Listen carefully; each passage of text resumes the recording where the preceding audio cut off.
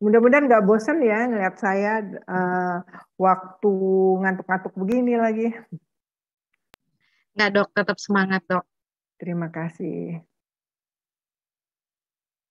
Oke, komunikasi dan edukasi. Ya, komunikasi juga satu faktor yang sangat penting. Kita tahu ya bahwa dalam banyak hal di dunia kita bahwa komunikasi ini penyebab dari error yang paling besar. Jadi komunikasi ini juga walaupun kelihatannya sepele, tetapi komunikasi ini memegang peran yang sangat penting dalam proses pelayanan perawatan pasien. Oke, slide selanjutnya.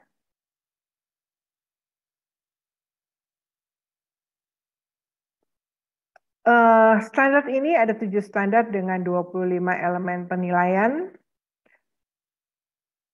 Pengelolaan kegiatan promosi kesehatan rumah sakit PKRS itu ada di standar 1, kemudian standar 2 dan 7 bicara tentang komunikasi dengan pasien dan keluarga. Oke, kita lanjut ke slide berikutnya.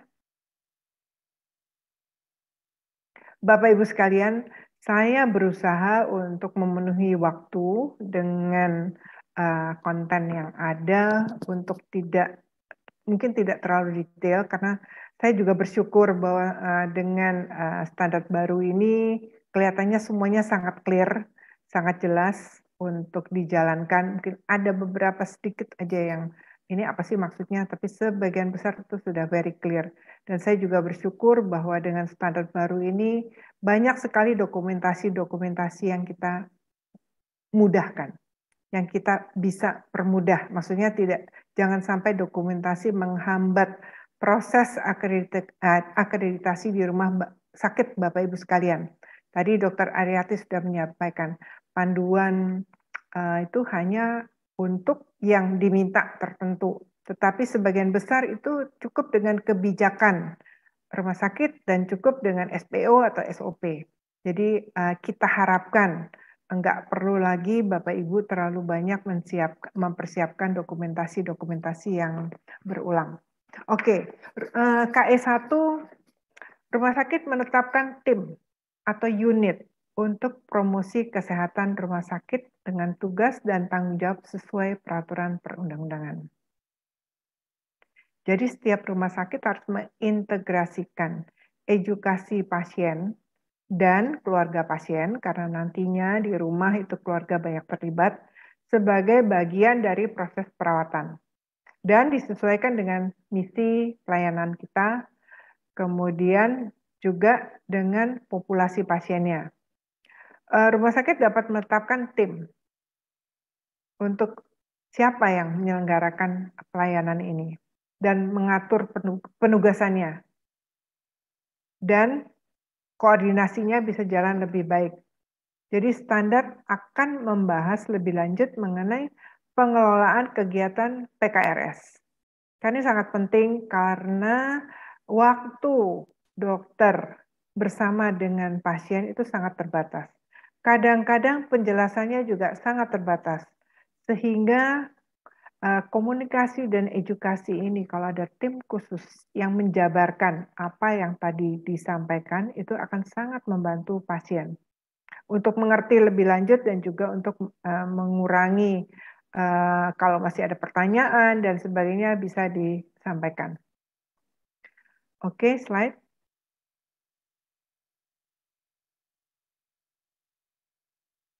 Oke, saya lanjut ke KE2 ya. Rumah sakit memberikan informasi kepada pasien dan keluarga tentang jenis asuhan dan pelayan serta akses untuk mendapatkan pelayanan.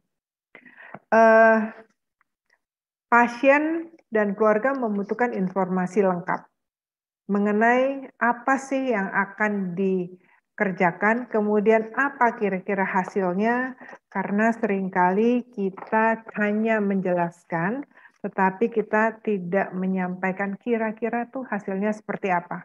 Sehingga kenapa orang itu merasa puas berobat ke contohnya, ke Malaysia atau ke Singapura. karena katanya penjelasannya jelas banget.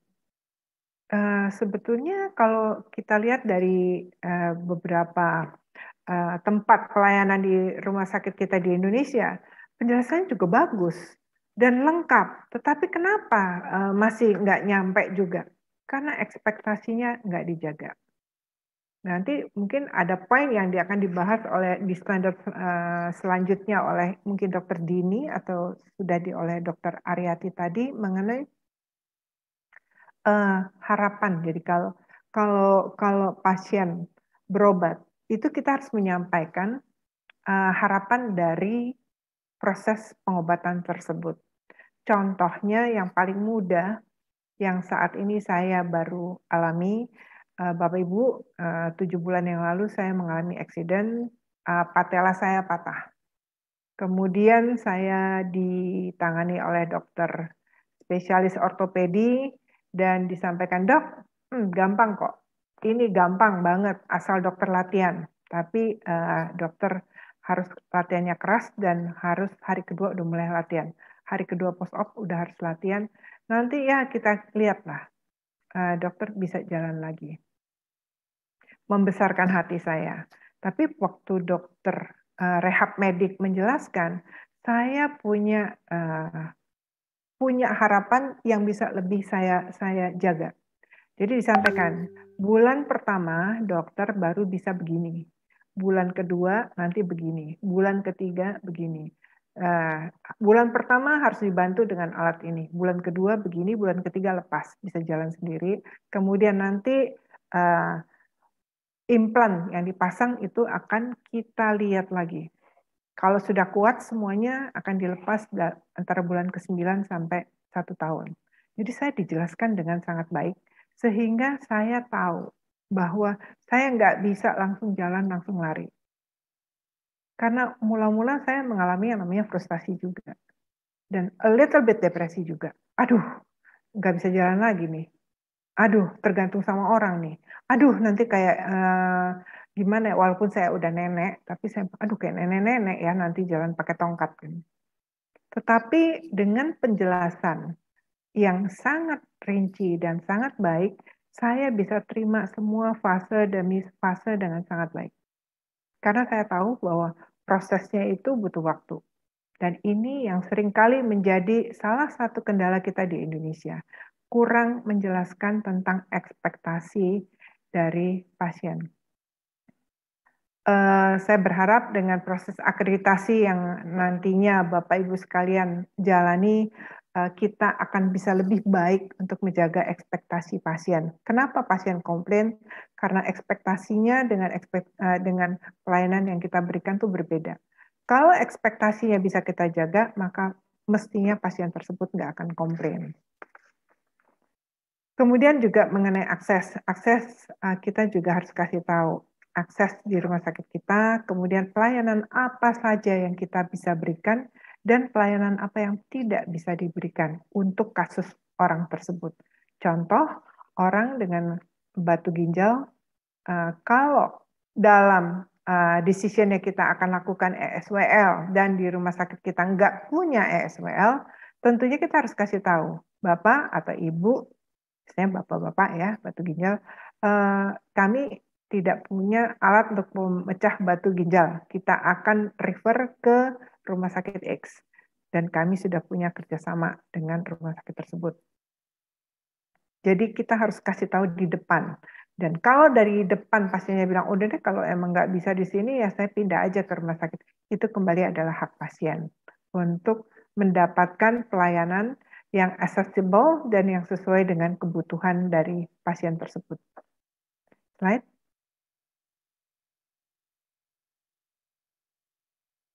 Oke. KE3. KE3 adalah rumah sakit melakukan pengkajian terhadap kebutuhan edukasi setiap pasien, beserta kesiapan dan kemampuan pasien untuk menerima edukasi tersebut. Jadi, bagaimana informasi itu harus lengkap dan sesuai dengan yang dibutuhkan pasien. dan fokusnya adalah pemahaman pasien. Apakah pasien ngerti, keluarganya mengerti dengan apa yang kita sampaikan. Sehingga pada waktu mengambil keputusan, kita harapkan partisipasi pasien tersebut tepat. Jadi ngambil keputusannya keputusan yang benar. Dan bagaimana memahami kebutuhan edukasi dari setiap pasien beserta keluarganya. Dan nggak mudah loh, kadang-kadang pasiennya, keluarganya ngerti, pasiennya nggak ngerti. Nah gitu kita harus berusaha untuk menjelaskan bagaimana pasien dan keluarganya ini mengerti, sehingga kita perlu juga ngetes atau mengkaji bahasa halusnya ya. Kira-kira dia ngerti nggak sih? Apa yang kita udah jelaskan nih mudeng nggak ya? Ini yang nggak mudah juga, bagaimana menilai seseorang itu mengerti atau tidak apa yang kita sampaikan. Pengkajian ini sangat penting sehingga memungkinkan staf rumah sakit untuk bisa membuat care plan yang sesuai dan memberikan juga edukasi sesuai dengan care plan-nya. Pengetahuan dan keterampilan pasien itu sangat penting ya. Bisa jadi kekuatan, bisa juga jadi kelemahan dalam mengambil keputusan pelayanan kesehatannya. Oke, slide. Oke, ini balik. Oke, elemen penilaiannya adalah KE3 tadi. Sebelumnya? Iya. Maaf, slide sebelumnya. Iya. Pengkajian kemampuan dan kemauan belajar pasien dan keluarga ini juga tentunya harus ada kemampuan pasien bisa baca nggak? Kalau pasiennya dijelaskan, nah ini baca ya brosurnya Bu, Bapak. Tapi kalau pasiennya nggak bisa baca ya percuma. Jadi mengkaji awal itu penting banget. Nih pasiennya bisa baca nggak sih? Kemudian tingkat pendidikannya bagaimana? Kalau yang mungkin sudah lebih lanjut, kita bisa kasih melalui media digital. Tetapi kalau misalnya yang sudah lebih senior, mungkin suruh baca digital itu lebih susah, bisa pakai brosur atau flyer. Kemudian bahasa yang digunakan, apakah perlu bahasa isyarat, apakah perlu translator, ini juga penting. Kemudian bagaimana juga kita lihat, ada orang-orang yang sudah sangat depresi, jadi dijelasin apa aja udah diam aja.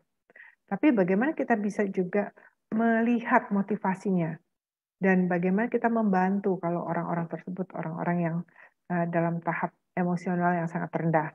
Kemudian bagaimana keterbatasan fisik dan kognitif ini juga tadi penting, dan kesediaan pasien untuk menerima informasi. Tidak mudah. Kalau orang-orang dalam fase denial untuk dijelaskan itu sangat sulit. Sehingga kita harus bisa mengerti sedikit tentang psikologis dari pasien tersebut. Kalau orang-orang dengan fase denial tentunya cara penjelasannya harus lebih fun dan nggak terlalu serius, kemudian juga dimulai dengan mungkin obrolan-obrolan yang lebih ringan sehingga pasien bisa menerima kita dengan lebih baik. Dan kembali kepada nilai-nilai value dari pasien tersebut. Slide. Elemen penilaiannya di sini saya akan jelaskan. Kebutuhan edukasi ini dinilaikan berdasarkan pengkajian. Jadi pengkajian itu di awal sangat penting. Tidak semua orang yang kelihatannya biasa itu tidak berpendidikan. Banyak banget orang yang berpendidikan justru penampilannya biasa-biasa aja. Jadi mengkaji itu tentunya tidak bisa hanya lihat dari penampilan, tapi juga kita harus banyak menggali. Sehingga kita tahu kemampuan pasien tersebut dengan lebih baik. Kemudian bagaimana juga hambatan dari pasien dan keluarga, ini juga harus bisa dinilai dan dicatat di rekam medis, sehingga seluruh PPA yang lain tahu. Kemudian bagaimana bahwa kita punya bukti bahwa apa yang kita jelaskan itu bisa dimengerti, Sehingga pada waktu kita membuat perencanaan, kalau pasien sudah mengerti itu akan lebih baik. Slide. Oke, KE 4. Edukasi tentang proses asuhan disampaikan kepada pasien dan keluarga disesuaikan dengan tingkat pemahaman dan bahasa yang dimengerti oleh pasien dan keluarga. Ini mungkin mengulang dari apa yang tadi disampaikan sebelumnya, bagaimana diulang karena di sini sangat penting ya, apa yang dijelaskan itu pasiennya ngerti nggak? Jangan sampai kita jelaskan dengan teknologi, dengan cara, dengan segala macam yang canggih-canggih, tetapi pasiennya nggak ngerti kita ngomong apa. Jadi jelaskan dengan bahasa-bahasa awam. Jangan pakai bahasa-bahasa yang medis yang sulit dicerna oleh pasien. Kemudian juga pada waktu kita menjelaskan, kita juga minta keterlibatan dari keluarga untuk juga bantu, sehingga pada waktu nanti senggang, keluarga juga bisa membantu pasien tersebut untuk bisa mengerti apa yang dijelaskan. Kemudian yang paling penting juga bagaimana nanti setelah pulang ke rumah, edukasi yang diberikan itu bisa terus dilanjutkan. Jadi nggak stop pada waktu pasien discharge, tapi pada waktu pasien pulang ke rumah juga tetap bisa dijalankan hal-hal informasi, edukasi yang sudah diberikan sebelumnya. Lanjut. Di poin ini saya mungkin hanya ingin menjelaskan ke poin C. Harus ada bukti edukasi kepada pasien dan keluarga terkait dengan cara cuci tangan yang benar, yang aman. Kemudian bagaimana penggunaan obat yang aman, penggunaan peralatan medis, potensi interaksi obat-obatan. Jadi ada obat yang harus digunakan sebelum makan, selama makan, atau setelah makan, dan obat-obat apa yang harus diletakkan jauh dari jangkauan pasien tersebut sendiri, karena seringkali ada orang-orang yang pada kondisi emosional tertentu, seringkali makan-makan yang berlebihan, atau nggak mau makan obat. Nah, jadi ini juga kita harus penting banget untuk melakukan edukasi kepada pasien. Kemudian pedoman nutrisi ya, untuk misalnya pasien-pasien diabetes, apa yang boleh, apa yang nggak boleh, kemudian boleh nggak boleh itu seberapa banyak, seberapa besar porsinya itu juga harus bisa dijelaskan. Kemudian manajemen nyeri, tadi disampaikan bahwa nyeri itu sesuatu yang bisa kita tangani. Jadi jangan dinikmati. Jangan seperti saya berapa puluh tahun yang lalu ya, merasa, aduh, iya ya. Pikir-pikir sekarang saya suka ketawa sendiri ya. Ya, memang begitulah kita ya. Pada waktu itu kita merasa bahwa itu suatu hal yang lumrah, tetapi sebetulnya itu suatu hal yang bisa diatasi. Dan rehabilitasi, bagaimana bisa dilakukan di rumah, misalnya latihan-latihan, ya saya sekarang kenyang banget lah ya, tiap hari harus latihan, dan saya sekarang mulai menikmati, karena tanpa latihan saya merasa kaku semua. Dan dengan latihan itu, banyak orang juga yang ketemu saya bilang, kalau nggak tahu, nggak kelihatan loh, bahwa sedang ada implan di kakinya. Ketahuan hanya pada waktu naik turun tangga. Jadi saya bersyukur banget bahwa edukasi yang diberikan, training yang diberikan itu saya jalankan dengan sepenuh hati, dan saya mengerti tujuannya kenapa, dan saya tidak frustasi karena memang itu butuh proses, butuh tahap untuk sampai ke tingkat penyembuhan. Oke, slide. KE5, metode edukasi dipilih dengan mempertimbangkan nilai yang dianut, preferensi pasien dan keluarganya. Dan yang paling baik adalah kalau ada interaksi. Ini sangat clear ya, bagaimana memang semua yang kita berikan, pemahamannya itu harus sesuai dengan kebutuhan. Dan bagaimana untuk edukator yang ada, yang sudah kita pilih di rumah sakit kita masing-masing juga punya metode yang baik dan juga punya kompetensi yang baik. Dan harus sesuai dengan preferensi pasien. Jadi ada pasien tuh yang nggak bisa diajak ngomong dengan keras. Nah kalau seperti itu edukatornya jangan yang suaranya kenceng-kenceng, tapi yang lebih lembut. Ada edukator, ada pasien yang udah budi ya, maksudnya budek-budek dikit. Nah, tentunya harus dikasih dengan yang suaranya cukup keras sehingga pasiennya bisa mengerti apa yang disampaikan. Sangat-sangat lihat kayak tailor made lah ya. Karena itu proses pengkajian, saya ulang lagi, proses pengkajian sangat-sangat penting. Slide.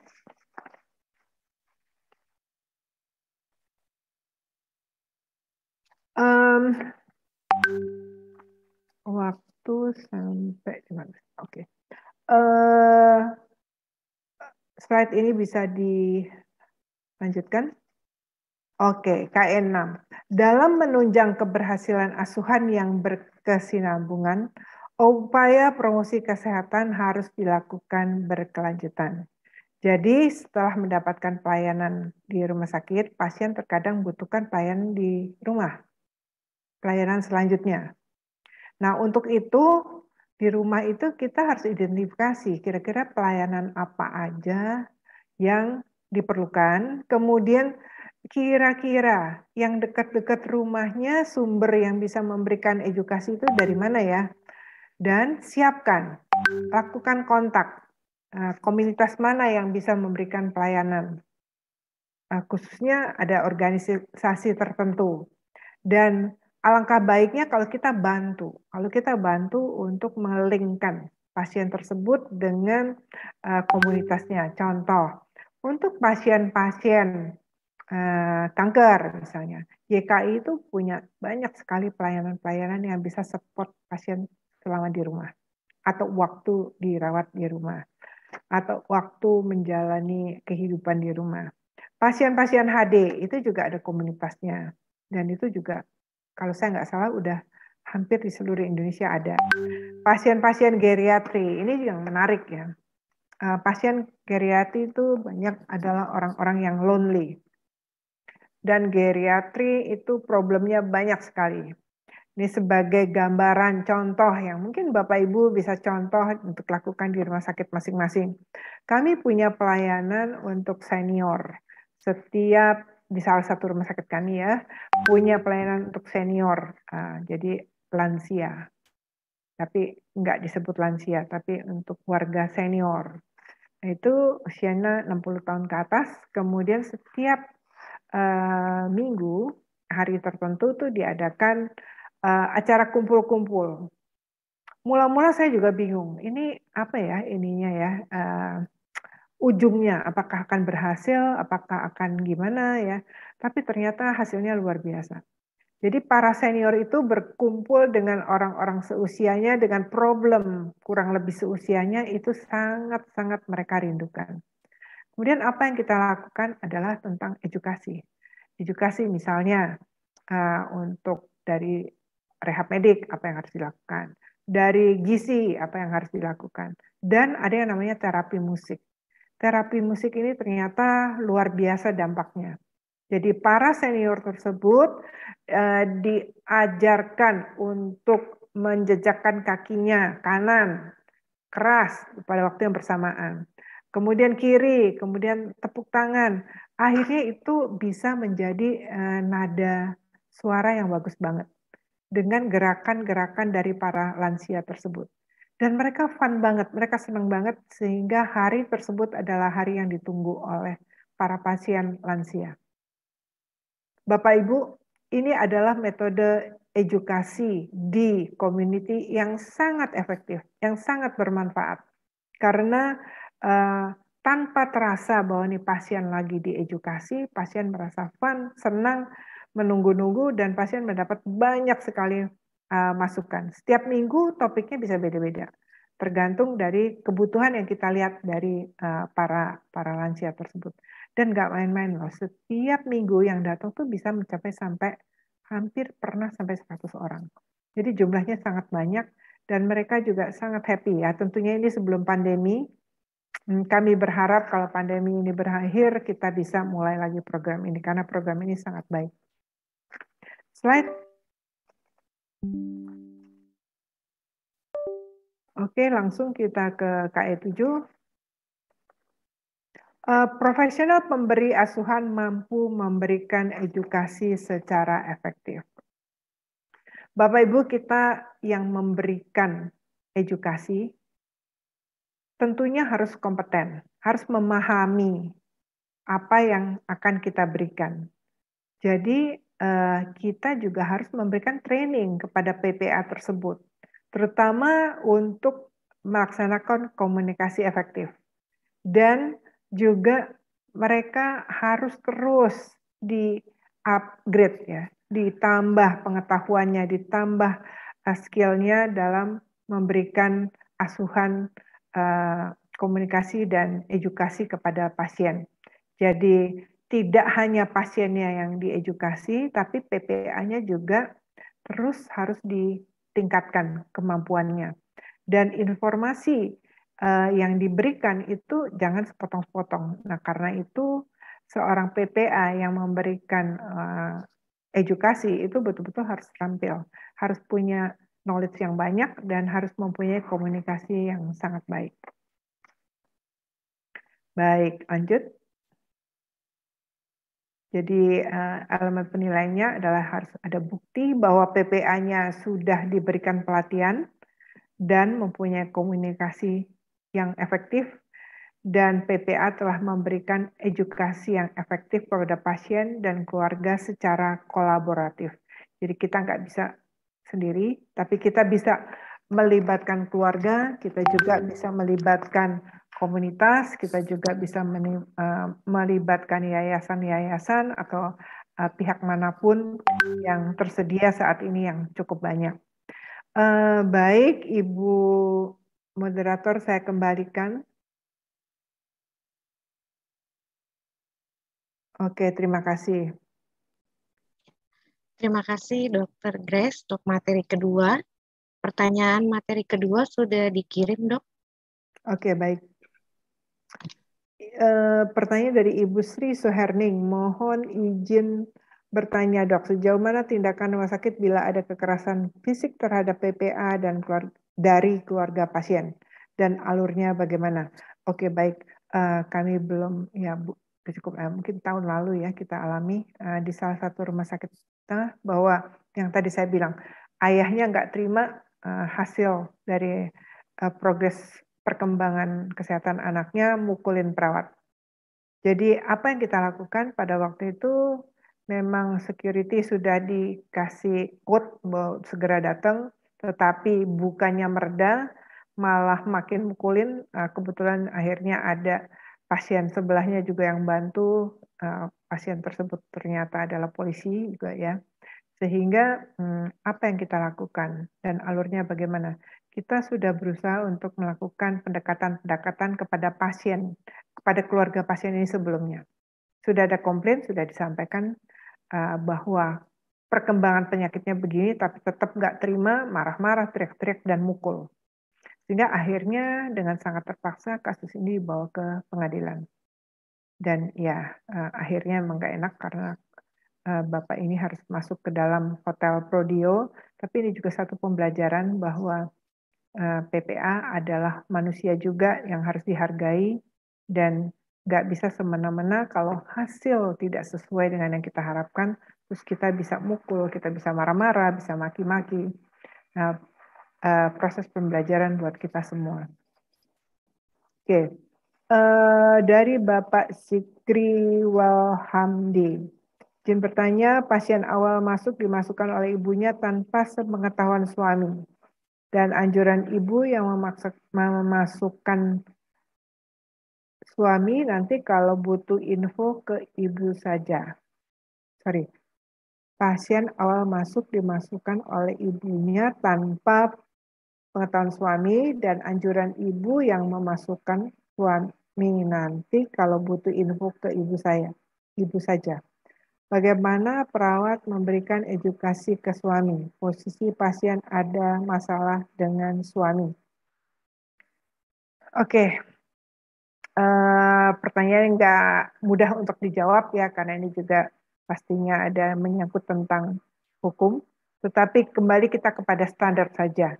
Kalau pasien tersebut masih sadar dan masih mampu untuk memberikan keputusan, tentunya kita harus bertanya kepada pasien, siapa keluarga yang boleh diberikan informasi.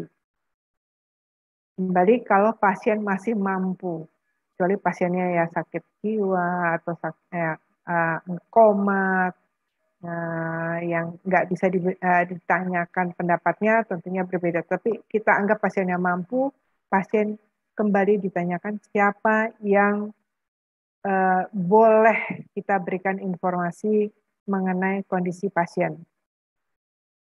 Jadi memang kita nggak mau terlibat masalah dengan suami, dan kepada ibu tentunya harus diberikan edukasi kembali bahwa ini adalah peraturan perundang-undangan, adalah kalau pasien masih mampu, itu adalah hak pasien untuk memberikan informasi siapa yang boleh tahu tentang kondisi pasiennya. Oke, selanjutnya dari Dr. Arih Ginting. Izin bertanya, jika pasien telah mengisi form privacy, siapa saja yang menerima informasi, setelah berapa hari menambah jumlah orang yang menerima informasi termasuk lembaga tertentu, apa diperbolehkan dan bagaimana caranya? Terima kasih, Bu. Terima kasih pertanyaan Dr. Arih. Kami di policy kami memang membatasi bahwa siapa saja yang boleh menerima informasi itu kita batasi tidak lebih dari 2 orang. Preferable sebetulnya 1, tapi kan kalau 1 sedang sibuk dan nggak bisa menerima telepon dan sebagainya, yang kedua bisa dihubungi. Jadi kalau pasien tersebut menambah dan memberikan izin kepada lembaga tertentu, lembaga tentunya harus ada spesifik namanya siapa. Kalau memang atas izin pasien, ya itu hak pasien. Dan kita nggak bisa lakukan apa-apa. Jadi kembali Pak, kita berpegang pada general consent yang sama-sama ditandatangani, jadi pasien tanda tangan, rumah sakit juga tanda tangan, saksi, sehingga kalau terjadi sesuatu dampak hukum, kita sudah menjalankan tugas dan fungsi kita sesuai peraturan yang berlaku. Waktu masih ada. Oke. Dari Ibu Ida Rohyati. Izin bertanya, Dok, untuk SK penerjemah, apakah diperbolehkan dari internal dengan cara melatih SDM yang ada seperti penerjemah bahasa asing? Oke, Ibu, silakan Bu. Kalau ada yang dari internal silakan aja, tetapi tentunya untuk penerjemah dari dalam maupun luar negeri, dari dalam maupun dari luar institusi, tetap harus ada ini ya Bu ya, perjanjian ya bahwa rahasia-rahasia itu privacy segala macam tetap harus dijaga. Jadi kalau ada dari dalam lebih baik lagi. Dan kami juga punya beberapa ya dari dalam, ada juga yang dengan pihak luar, misalnya dari contoh dengan pasien-pasien Korea itu kita punya kerjasama dengan translator dari Korea, tapi sebelum kita membuat SK tentang orang tersebut, kita memberikan juga edukasi tentang do and don'ts, dan itu semua ditandatangani. Jadi mereka tidak boleh melanggar aturan yang sudah ditetapkan. Selanjutnya dari Dr. Maharani. Assalamualaikum dokter, punten izin bertanya, lembaga rumah sakit yang akan mengikuti akreditasi dengan lembaga baru, maka untuk periode penilaiannya apakah terhitung 1 tahun sebelumnya, Dok?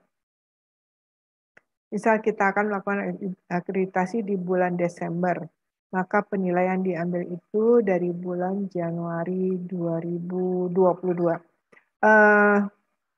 Saya mohon maaf, Dokter Maharani. Saya harus cek lagi. Saya nggak tahu apakah Dokter Aryati atau dari Kementerian Kesehatan ada di sini. Masih ada Dokter Arjati, Dok. Ya, kalau misalnya Dokter Aryati bisa bantu saya untuk menjawab. Karena saya nggak tahu apakah peraturan dari Menteri Kesehatan sebelumnya bahwa akreditasi dimulai kembali 1 tahun setelah pandemi berakhir, apakah itu masih berlaku, apakah sudah dicabut, itu maaf saya kurang mengikuti perkembangannya. Kalau boleh nanti dijawab oleh Dr. Aryati, oke, Dr. Aryati boleh bantu Dr. Aryati? Dokter Grace, jadi seperti yang disampaikan Bu Yani tadi, bahwa kan masa ininya sampai Februari 2023 ya. Jadi tahun 2022 ini akan diakreditasi gitu kan ya. Kemudian itu data, biasanya data ya kalau misalnya kalau SOP dan sebagainya ya mungkin bisa dibuat ya. Tapi kalau data itu kira-kira 3 bulan sebelum diakreditasi. Dok. Jadi kalau misalnya mau diakreditasi bulan Desember misalnya, berarti data yang harus disiapkan itu 3 bulan mundur dari Desember. Seperti itu kira-kira Dokter Grace. Jadi dalam 1 tahun ini rumah sakit harus mempersiapkan akreditasi dan batasannya adalah Februari 2023. Oke. Ya, Oke, baik dok. Terima kasih. Jadi dok, peraturannya 1 tahun setelah pandemi itu jatuhnya Februari 2023 ya dok ya? Setelah keluar itu SK akreditasi dari Menkes dok kemarin. Nah, itu keluar, kemudian diberi waktu kan 1 tahun. Jadi batas waktunya adalah 1 tahun itu Februari 2023. Nah, batasan berarti harus terakreditasi. Jadi berarti sebelum 2023 Februari sudah harus diakreditasi, terserah bulan apa. Pokoknya sebelum Februari 2023 gitu. Ya. Oke, baik. Makasih banyak Dr. Ari. Sama-sama dok. Ibu Dr. Mahrani mudah-mudahan menjawab ya. Oke, saya lanjutkan dengan pertanyaan dari Bapak Daniel Anugrah Jaya. Dok, terkait privasi pasien, apakah data pasien berbentuk SOAP boleh dikirim via grup WA untuk proses rujukan?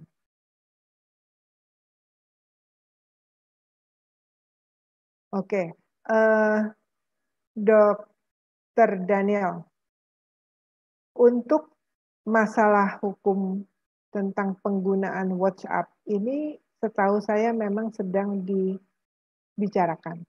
Karena memang terutama sekarang ya, data-data ini bisa saja bocor.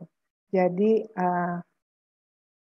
bagaimana mekanismenya saat ini sedang diatur. Ya, kebetulan saya tahu sedang ada pembahasan RUU dan topik ini juga dibicarakan. Jadi hasilnya bagaimana nanti kita tunggu. Harusnya hasilnya nggak lama lagi karena udah dalam tahap penggodokan akhir dan sudah banyak masukan-masukan dari berbagai institusi yang sedang difinalisasi. Jadi kembali Dr. Daniel kita tunggu karena memang ini juga menjadi kendala di kami. Kalau di praktisnya melalui WA. Kalau misalnya dokternya sedang di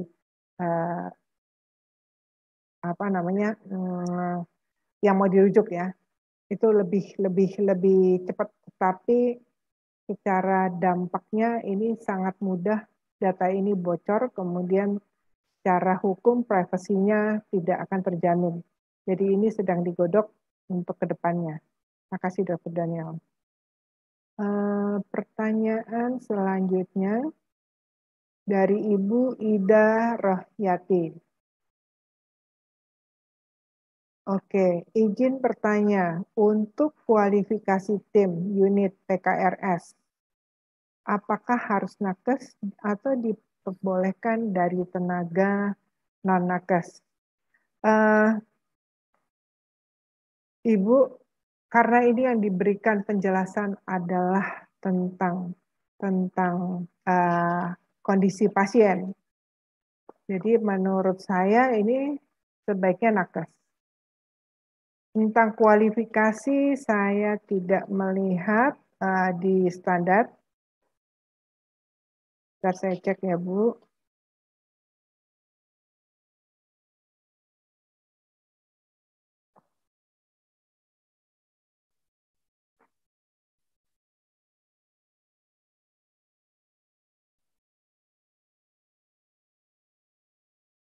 Iya Bu. Apalagi ini juga orang-orang yang nantinya akan mengakses medical record. untuk memberikan edukasi karena juga harus mencatat di medical record. Jadi kalau dari peraturan tersebut tentunya adalah nakes. Mungkin menjawab ya Ibu ya. Nah, selanjutnya dari Bapak Arianto Nugroho dari Rumah Sakit TKU Aisyah Boyolali. Ingin bertanya kepada KE3. Apakah dalam rekam medis wajib dicantumkan pengkajian A sampai F? Apakah dalam rekam medis diperlukan form skala tingkat pengetahuan A sampai F?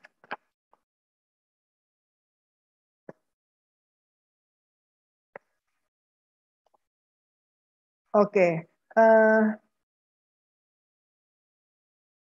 Ibu Panitia boleh tolong KE3-nya dicantumkan kembali.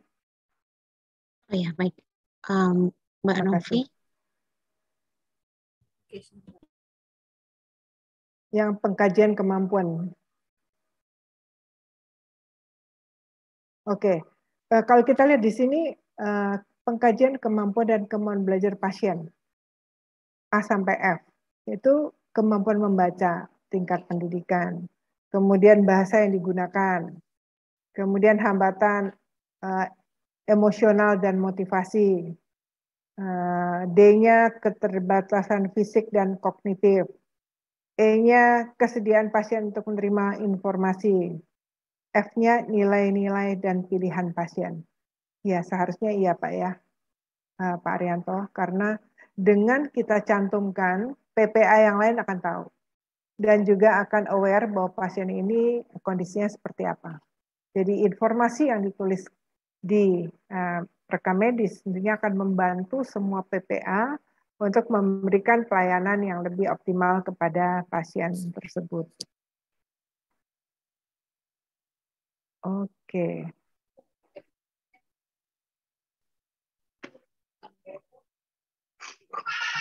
Iya. Untuk pertanyaan sudah selesai, Dok ya? Iya, pertanyaan sudah selesai. Saya kembalikan ke Ibu moderator.